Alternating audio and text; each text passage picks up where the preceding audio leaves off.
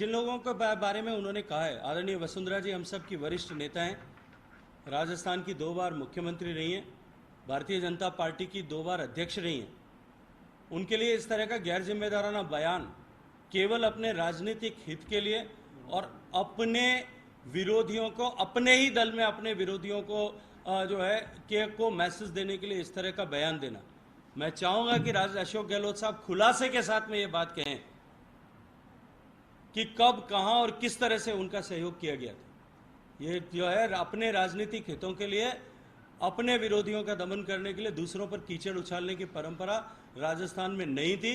अशोक गहलोत साहब, आप इस तरह की परंपराएं शुरू करके जो है राजस्थान में अच्छा संदेश नहीं दे रहे। कौन? अब हमारी एमएलए नहीं है, थी।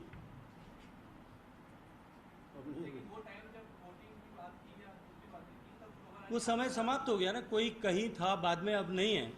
ऐसे तो पहले जो है जो सांसद हुआ करते थे, मंत्री हुआ करते थे कांग्रेस पार्टी के, वो अब भारतीय जनता पार्टी में आ गए, मंत्री हो गए हैं, तो अब वो उसके बाद में अभी भी हम उसी पर उनके प्रश्न की वो उनके हैं ऐसा मानेंगे?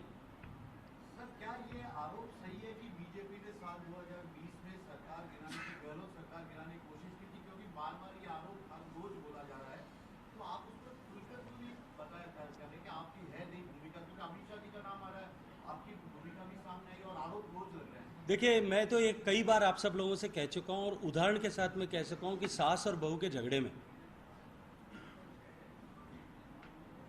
पड़ोसी का नाम घसीट करके अपने घर की इज्जत बचाना ये कोई नई चीज़ नहीं, it's not an uncommon phenomena. अपने परिवार के झगड़े को बचाने के लिए उन्होंने बहुत सारे स्टेटमेंट उस समय दिए थे कि ये जो 19 लोग हैं इनको बहकाया गया है, फुसलाया गया है, इनको पैसा दिया गया है, करोड़ों रुपए दिए गए हैं, इनके मोबाइल जब्त कर लिए गए, इनके चारों तरफ बाउंसर बिठा दिए गए, ये अपने परिजनों और परिवारजनों से भी बात नहीं कर पा रहे। अब वो सारे लोग कोई छोटे बच्चे तो नहीं थे कि उन सब लोगों को जब वापस बाहर घर आ गए, वापस आने के बाद में वो मुकदमा दर्ज नहीं करा सकते थे। उनको जाकर के खुलासे के साथ में, अगर उनके साथ में किसी तरह का अन्याय उत्पीड़न हुआ था तो उनको तुरंत जाकर के मुकदमा दर्ज कराना चाहिए था। उल्टा उनके साथ में बैठ करके कॉफ़ी पी रहे थे, गलबैया कर रहे थे, उसके बाद में उनके साथ में उनको मंत्री बना दिया। अभी भी आपके पास में रास्ता खुला है, आप तय करिए, और अगर आपकी एजेंसी उसका जांच करने में सक्षम नहीं है तो सीबीआई को सौंप दीजिए। एक आखिरी सवाल और, बजरंग दल या बजरंगबली की बात चलती है, बजरंग दल को लेकर तमाम तरीके की बातें, एक तरफ तो खजरियावास की कुछ कहते हैं, गोविंदराव मेघवाल कुछ कहते हैं। आपकी सरकार यदि आती है तो पीएफआई पर कितने कड़े प्रतिबंध लगेंगे यहाँ पर? और जो पुराने मामले आप लोग आरोप मित्र, केवल पीएफआई नहीं, जो भारत की शांति व्यवस्था, सौहार्द बिगाड़ने,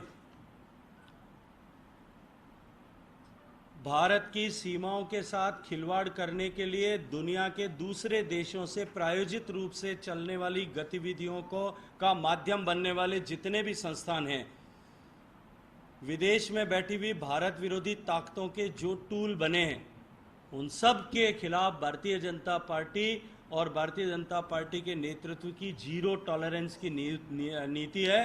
हम एक क्षण भी गंवाए बिना उनके खिलाफ जितने कठोर कानून बना करके या कानूनों में कार्रवाई की जा सकती है वो सब करना हमारी प्राथमिकता है और जिम्मेदारी भी। एक सवाल और है कि आपने सचिन पायलट जी को आमंत्रित किए थे पार्टी के स्तर पे या आप आपने व्यक्तिगत स्तर पे बीजेपी में आना? मुझे लगता है कि आपने मेरे स्टेटमेंट को ठीक से न पढ़ा है, न देखा, न सुना है, क्योंकि मैंने ऑडियो और वीडियो दोनों पर दिया था।